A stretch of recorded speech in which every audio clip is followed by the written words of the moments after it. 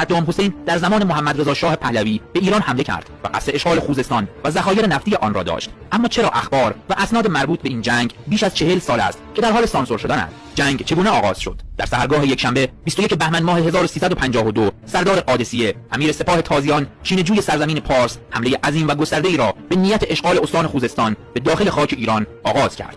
محمد رضا شاه پهلوی در مسکو مهمان شوروی است. ناگهان به ستاد ارتش شاهنشاهی ایران و دولت خبر میرسد ارتش عراق به قسمت‌های نواحی مرزی کشورمان در جنوب تهاجم آورده است.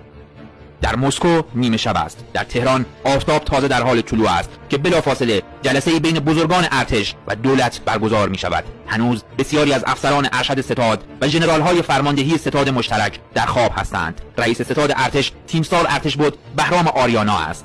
ارتشبد آریانا چنین فرمان می‌دهد: وقت دفاع از میهن و دادن جوابی سنگین به دشمن متجاوز است. صدام باید بداند دست به عمل بسیار احمقانه ای زده است، چون ارتش ایران نمی‌نشیند تا تماشا کند که او بیاید هر کاری دلش می‌خواهد بکند. این ایران کنونی ما ایران 1400 سال پیش نیست. ما به اعراب باج نمی‌دهیم.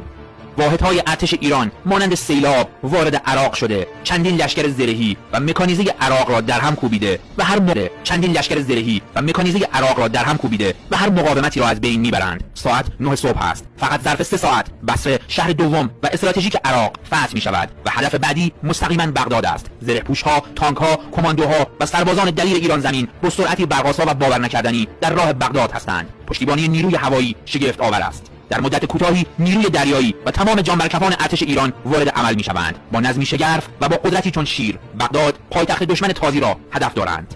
در بغداد افسانه‌ای وجود داشت که دیوار دفاعی هوایی بغداد همان است که در مسکو شوروی وجود دارد. اگر هر غریبه‌ای به هر صورت وارد آسمان بغداد شود، در بیرون این دیوار نابود می‌گردد. ارتشبد محمد خاتم فرمانده نیروی هوایی ایران بیشک از برترین خلبانان عصر خویش است. ارتشبد خاتم خود شخصا لباس خلبانی به تن می‌کند. هواپیمای فانتوم او از پایگاه هوایی بوشهر غرش کنان بلند می‌شود. هدف بغداد، عراق. فانتوم مسلح فرمانده نیروی هوایی ارتش ایران با شجاعتی بی‌نظیر در باند فرودگاه بغداد می‌نشیند و دوباره اوج گرفته غرش کنان بلند می‌شود. این حرکت در اصطلاح نظامی تاچ کردن نامیده می‌شود و بدترین اهانت به نیروی هوایی یک کشور بیگانه است. در راه بازگشت به ایران زمین ارتشبد خاتم دیوار صوتی را بر فراز کاخ صدام حسین می‌شکند و وحشتی عظیم در دل او ایجاد می‌کند. یک هواپیمای جنگی عراق به ایران پناهنده شد و در یکی از فرودگاه‌های کشور به زمین نشست. خلبان این هواپیما از کشور ایران تقاضای پناهندگی نمود. شاه که خبر به گوشش رسیده با نگرانی و عصبانیت از مسکو به ارتشبد آریانا تلفن می‌کند و پس از پرسجو از اوضاع به او می‌گوید به زودی تو را در تهران می‌بینم.